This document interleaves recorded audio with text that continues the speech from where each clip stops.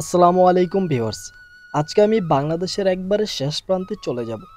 বাংলাদেশের একেবারে শেষ প্রান্তে খুলনা বিভাগের খুলনা জেলার পাইকগাছা এবং কয়রা উপজেলার গ্রামের সৌন্দর্যগুলো ঘুরে ঘুরে দেখব এবং আপনাদেরকে দেখাবো। তো চলুন কথা না বাড়িয়ে মূল ভিডিওটি শুরু করা যাক।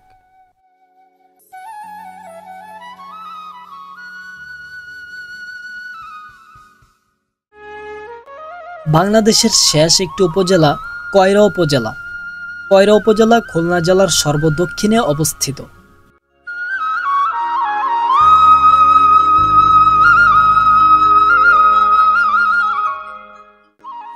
এই কয়রা উপজেলাতে শুধু সুন্দরবন, নদী এবং সাগর রয়েছে। কয়রা উপজেলার সদর ইউনিয়নের নাম কয়রা ইউনিয়ন। এই ইউনিয়নের নাম অনুসারে উপজেলার নামকরণ করা হয় কয়রা।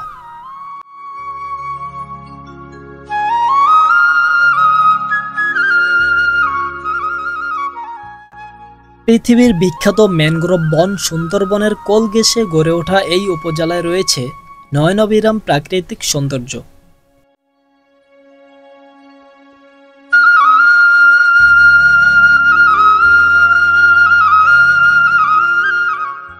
এই এলাকার অর্থনীতির অন্যতম ভিত্তি হল মৎস্য শিল্প। সাদা সোনা নামে খ্যাত বিভিন্ন জাতের চিংড়ি চাষ হয়ে থাকে এই উপজেলাতে। এই উপজেলার মানুষ মূলত কৃষি নির্ভর। তারা ফসলাদি করেই তাদের জীবিকা অর্জন করে থাকে।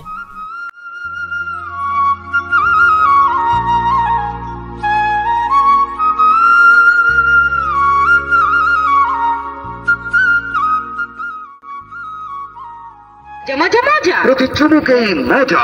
আমি খাই, তুমি খাও। ছোটরা বলে আরো দাও।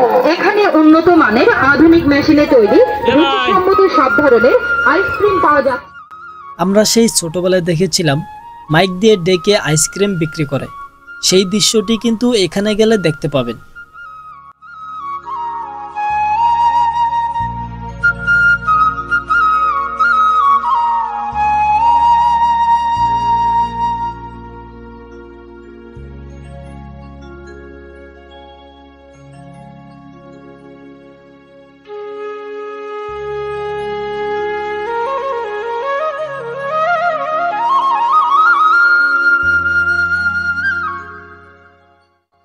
এই অঞ্চলের বেশিরভাগ মানুষই মৎস্য চাষ করে তাদের জীবিকা অর্জন করে থাকে।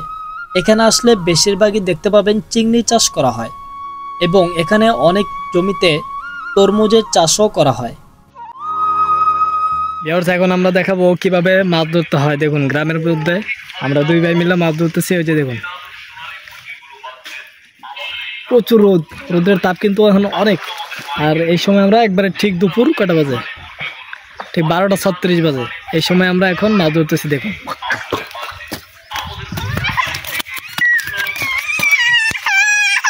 এই যে দেখুন আরেকটা ধরছে, এটা ছুটে গেছে তেলাপিয়া।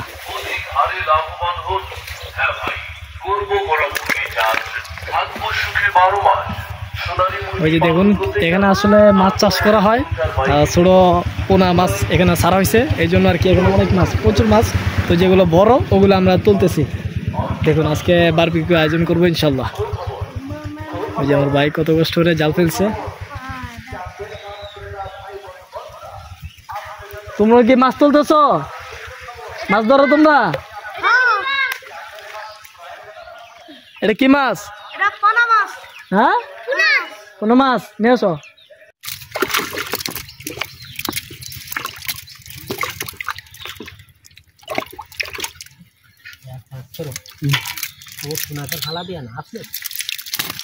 কোনসে আমি ফুরিত হয়ে গেছিলাম পরে।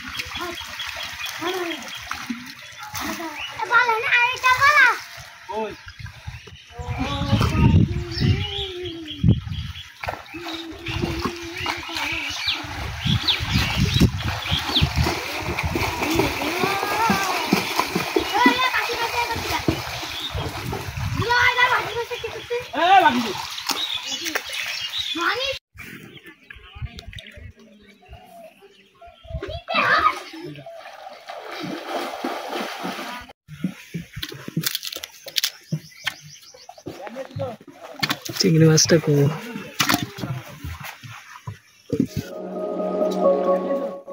গ্রামে এসে যদি পুকুরে নেমে মাছ না ধরা হয় তাহলে মনে হয় যে কত বড় আনন্দটা মিস করে ফেললাম। কিন্তু আমরা পুকুরে নেমে অনেকগুলো মাছ ধরে নিয়ে এসেছি, তার মধ্যে চিংড়ি মাছটা দেখুন।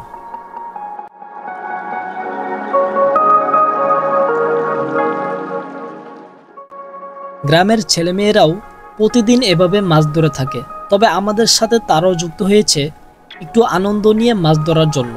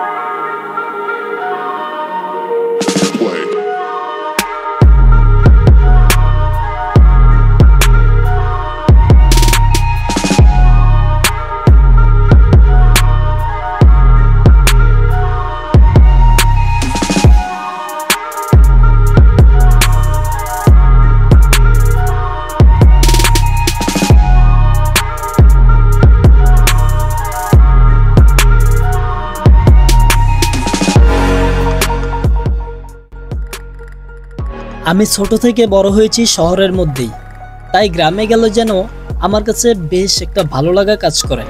তো এবারও আমি গ্রামে গিয়ে অনেক আনন্দ করেছি।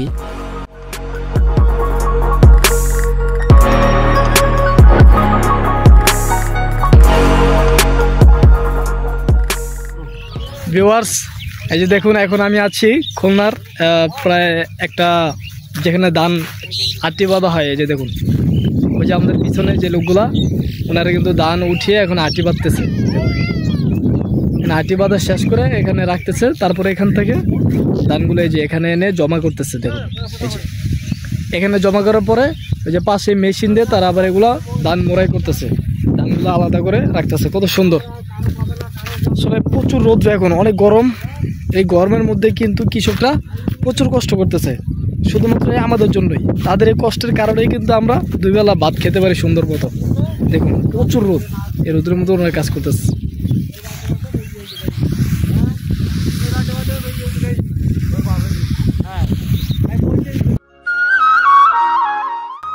গ্রামে এসে যদি আপনি ঘর থেকে বের না হয়ে বাইরের সৌন্দর্য না দেখেন তাহলে সবচেয়ে বড় সৌন্দর্য আপনি মিস করে ফেলবেন।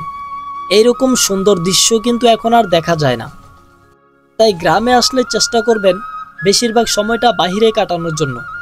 আমি গ্রামে ছিলাম প্রায় 3 থেকে 4 দিন, কিন্তু বেশিরভাগ সময় আমি গ্রামের মধ্যে ঘুরে ফিরে কাটিয়েছি। আমার কাছে খুবই ভালো লেগেছে গ্রামগুলা, বিশেষ করে এই খুলনা জেলার পাইকগাছা এবং কয়রা উপজেলার সুন্দর সুন্দর গ্রামগুলো ঘুরে আমার ভীষণ ভালো লেগেছে। আমি আশা করছি যে আপনারা যদি এখানে আসেন তাহলে এখানকার গ্রামগুলো ঘুরবেন, আপনাদের কাছেও ভীষণ ভালো লাগবে।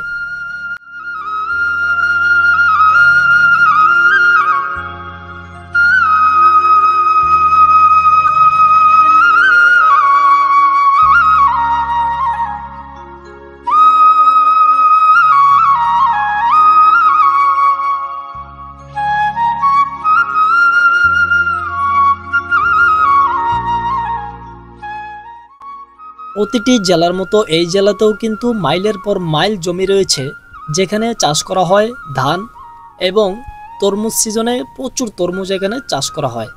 এবং এই উপজেলাতে রয়েছে কিন্তু চিংড়ি মাছের ঘের। এখানে প্রচুর পরিমাণে চিংড়ি মাছের ঘের আপনি দেখতে পাবেন। যদি একটু সময় নিয়ে আসেন তাহলে পুরো গ্রামটি ঘুরে দেখবেন। আশা করছি আপনার কাছে ভীষণ ভালো লাগবে।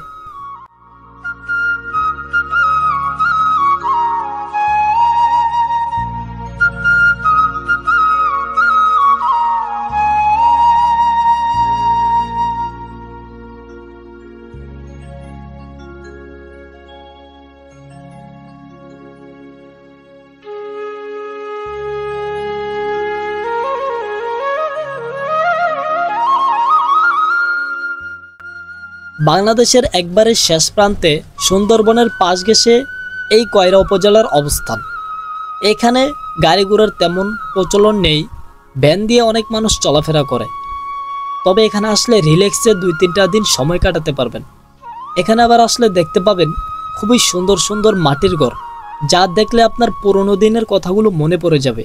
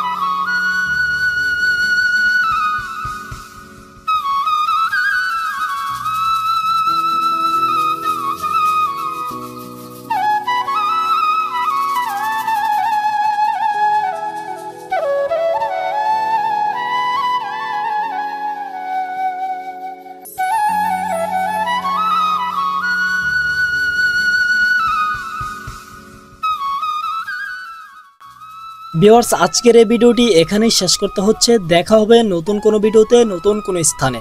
তার আগ পর্যন্ত সবাই ভালো থাকবেন, সুস্থ থাকবেন, আর আমার জন্য একটু দোয়া করবেন। আর আমার ভিডিওটি যদি আপনার কাছে একটু বেশি ভালো লেগে থাকে তাহলে চ্যানেলটি সাবস্ক্রাইব করে পাশের বেল আইকনটি ক্লিক করে রাখুন। আল্লাহ হাফেজ।